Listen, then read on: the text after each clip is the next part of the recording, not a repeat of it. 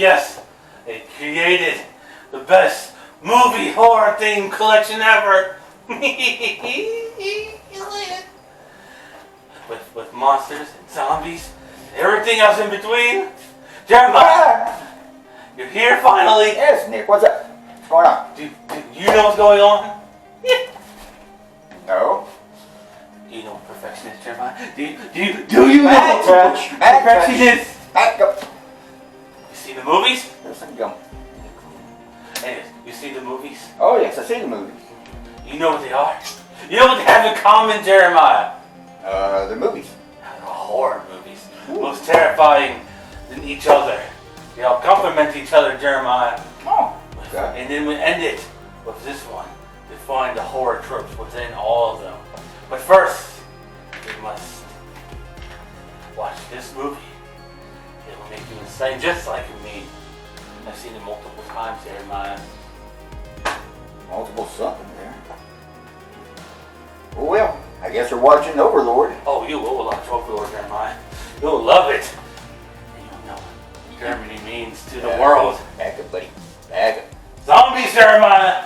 Zombies. Okay, that was weird.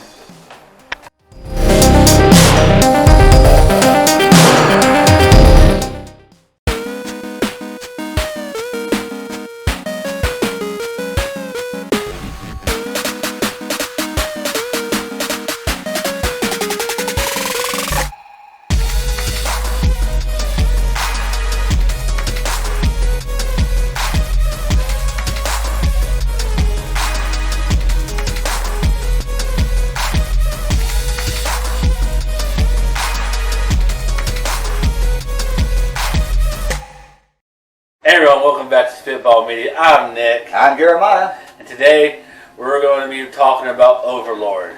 How about you take the wheel for a minute? Okay, well, here's where it started. We were going to do how do they compare episode with Green Lantern and Green Hornet. Mm-hmm. We never made it past like halfway. About halfway. And then we started talking about this one. Yeah, I mentioned it. I seen it when it first came out to DVD. And I've heard about it, but I've never watched it up till then. So we took this out, and we decided we're going to do that instead. Mm-hmm. But, okay, let me tell you a little bit about Overlord. Set in World War II in France. And originally the mission is to take out this radio tower they got on a church. But they find out Nazis are doing these secret experiments. Trying to create eternal life, basically. Yeah, 1,000-year right with 1,000 years. So it's a zombie movie, technically. Technically, yes, but as in hordes of zombies, no. It is putting in thought that they are creating zombies, and you see, not as what you think zombies are nowadays, you just see more of just the dead itself coming back to life. You don't really get that zombie flesh-eating crap in this movie. Yeah, there's no zombie vibe. Yeah, you just get this, we're doing experiments vibe, really, more than anything. Now, when we watched Green Lantern, we started pointing out everything we hated. Oh, God, it was terrible. Everything. And then when we started watching this, we started comparing the two and seeing how this does it poorly, this doesn't. God, the special effects. I mean, J.J. Abrams, now, he's a good producer / director. He produced this movie. He's all right. The thing is... He's no Tommy Wiseau, but he's okay. Yeah, The Room, oh my gosh, best movie ever. Anyways, the thing about this movie, to that movie, there's no named actors in this movie. I went through the IMDb, I searched, I can't find anybody that I know that played in any movie that I've seen. Well, I mean, the Green Lantern, you got Ryan Reynolds, main top actor nowadays. Man, this movie sucks. This movie's good. Well, I like the fact you have people you never heard of. Right. It makes it a little more realistic. Yeah. You're not focused on, oh, it's Ryan Reynolds playing a super. This, you just accept them as their character, and then you move on. Yeah. Which is what a movie should be, do.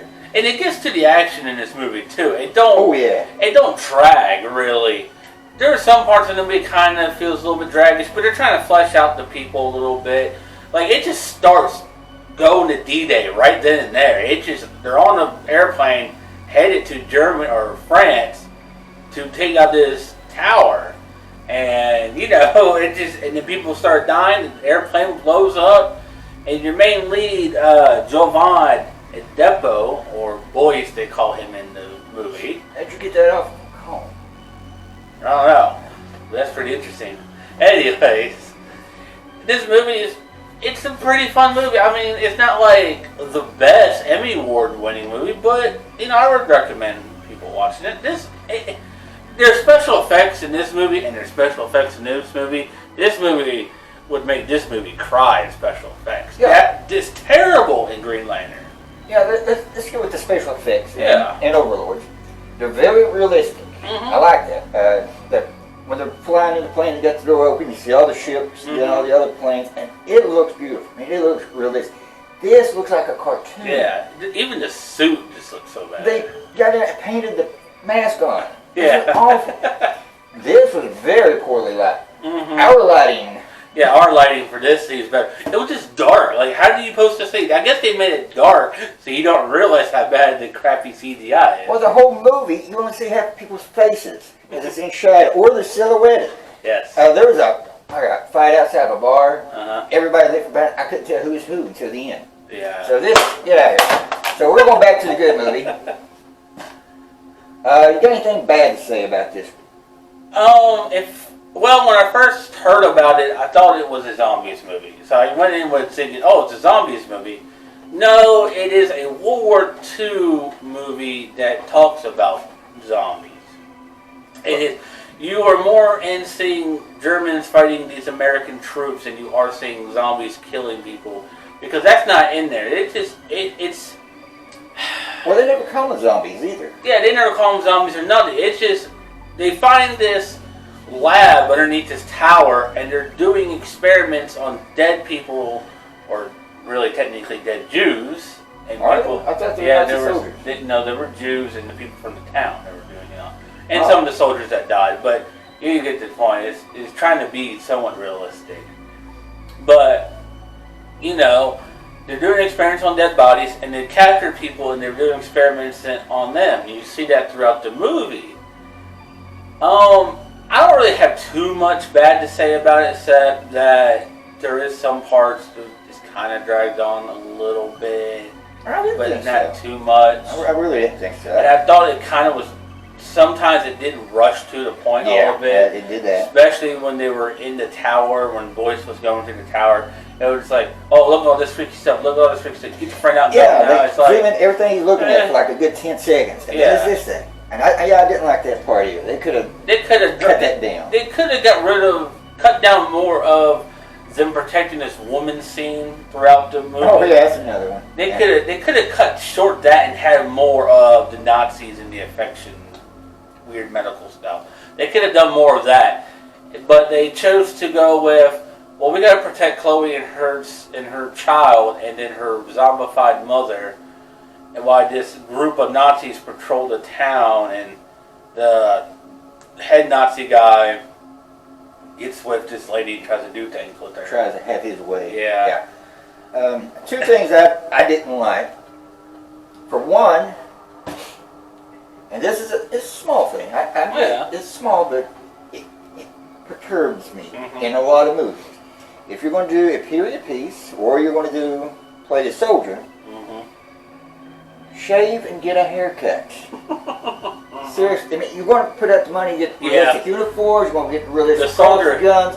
The soldier Ford get the haircut. Soldier Ford had very, very long hair. Ford came off for Days of Our Lives. Yeah, he was like a scruffy. He's got his hair longer than mine, and he's supposed to be like a lieutenant. No, he was like this badass soldier. Like, that's one thing. That's an easy fix for a movie. Just fix it. Yeah. Second thing I didn't like, and this happens in a lot of movies. Some movies not so much. Some movies do. The exposition. It opens up on this plane. And it's this platoon of soldiers. Normally you think, okay, these guys know each other. These guys have been trained together. That's why they're in the same group, because they went up through this stuff together. It goes through seat by seat, telling who everybody is, I'm the photographer. I take pictures. Hey, that's a demolition man. He blows stuff up. That's a. You get your typical Brooklyn guy. Brooklyn, yeah, he's from Brooklyn. And then your black guy, and then your hard griddled soldier guy. You know. And they would do that several times in the movie. Mm-hmm. It's clunky. It's clumsy. Could have done better, but. And also too, if you're thinking this also might be trying to be realistic World War II, not really, because honestly. Did you really think about black and white people mixed together on a tight airship and then have a black commander come in? And yeah, this is not really. This is like an alternate history World War modernization of history. Yeah, but I mean it's not bad. It's good. I mean, it didn't take away from the movie, from the story itself. They did use period time weapons. They did. Yeah. Oh, very accurate. Yes, they did. Some of the fight scenes were pretty decent. I liked the one where they're sitting up there with the machine gun and the sniper rifle and the guy opened the door just popping everybody out. Oh, yeah. That was a good one. Yeah, and nothing about this looked like a video game. No, yeah. I was very impressed by it. Yeah. It looked, like it's happening in real time. Mm-hmm. I'm sure there's a lot of CGI that you don't notice, but that's when CGI is best. Right. If you don't notice it, you did it good. You did it well. Right. The fight scene with the head Nazi guy at the end when he took that serum, and then the Ford guy took that serum, they were fighting each other. That was good. That was perfect CGI. It didn't have no weird blurbs or anything in it. It looked like his face was shot off, you know? Oh, yeah. So, this is the reason why, this is how to do CGI right. Green Lantern's how to do CGI wrong. If you're a big fan of Stargate SG-1, you're going to love this, because they do a lot of the same things. It's military along with civilian, and it's reality, realism, history mixed with like mythology or something like that. So I thought this was awesome. I thought it was great. Horror movie?